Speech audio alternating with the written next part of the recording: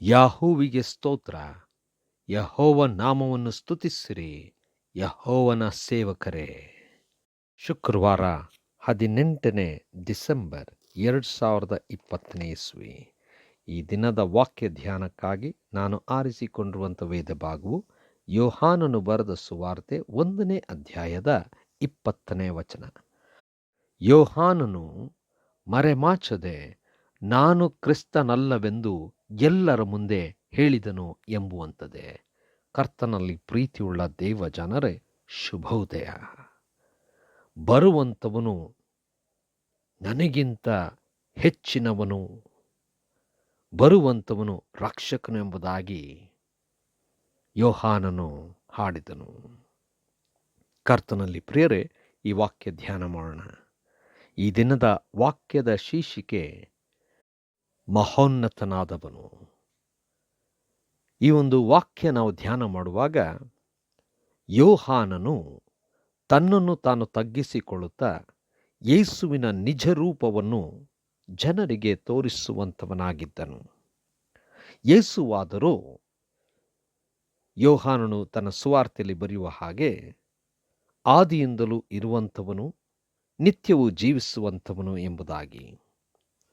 ಸ್ನಾನಿಕನಾದಂಥ ಯೋಹಾನನು ಪ್ರವಾದಿಯಾಗಿ ಅನೇಕರಿಗೆ ತಮ್ಮ ಪಾಪಗಳನ್ನು ಬಿಡಬೇಕೆಂಬುದಾಗಿಯೂ, ಅನೇಕ ಸಂಸ್ಥೆಗಳನ್ನು, ಅಧಿಕಾರಿಗಳನ್ನು ಯಾವ ರೀತಿಯಲ್ಲೂ ಕೂಡ ಸಂಕೋಚವಿಲ್ಲದೆ ಎದುರಿಸಿ, ಗದರಿಸಿ, ಎಚ್ಚರಿಸಿ ಮಾತನಾಡುವಂಥವನಾಗಿದ್ದನು.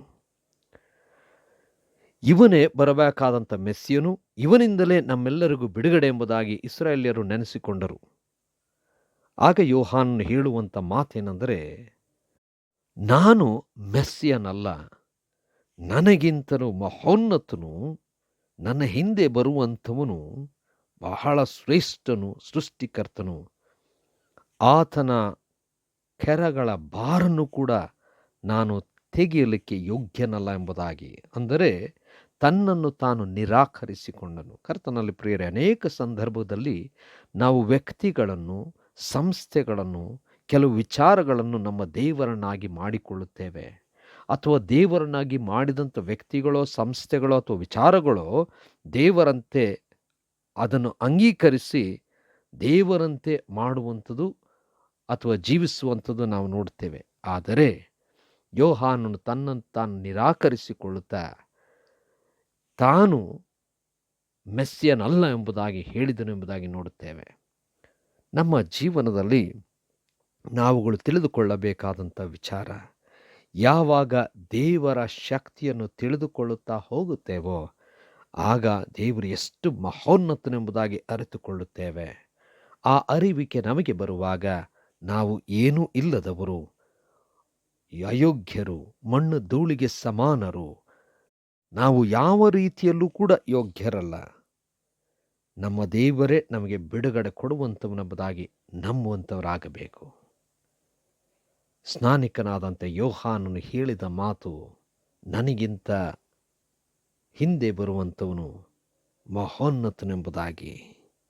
ಕರ್ತನಲ್ಲಿ ಪ್ರಿಯರೇ, ನಾವು ನಿರಾಕರಿಸಿಕೊಳ್ಳುವಂಥದ್ದನ್ನು, ನಮಗೆ ಬರುವಂಥ ಯಾವುದೇ ಗೌರವ ಇದ್ದರೂ ಅದು ನಮ್ಮದಲ್ಲ, ಸಲ್ಲಬೇಕಾದದ್ದು ದೇವರಿಗೆ ಎಂಬುದಾಗಿ ನಮ್ಮನ್ನು ನಾವು ನಿರಾಕರಿಸಿಕೊಳ್ಳುತ್ತಾ ದೇವರನ್ನು ಮಹಿಮೆ ಪಡಿಸುತ್ತಾ ಇರುವುದಾದರೆ ನಮ್ಮನ್ನು ಖಂಡಿತವಾಗಿ ಕೈ ಹಿಡಿದು ಎತ್ತುವಂಥ ದೇವರು ಇನ್ನೂ ಮೇಲಕ್ಕೆ ಎತ್ತುವನು.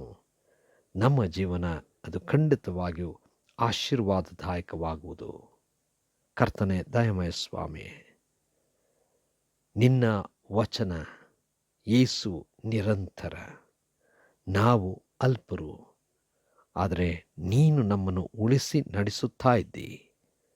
ಬಲಪಡಿಸಿ ನಡೆಸು, ನೀನೇ ಮಹೋನ್ನತನು. ಯೇಸುವಿನ ನಾಮದಲ್ಲಿ ಪ್ರಾರ್ಥನೆ ಬೇಡಿದ್ದೇವೆ ತಂದೆಯೇ, ಆಮೆನ್.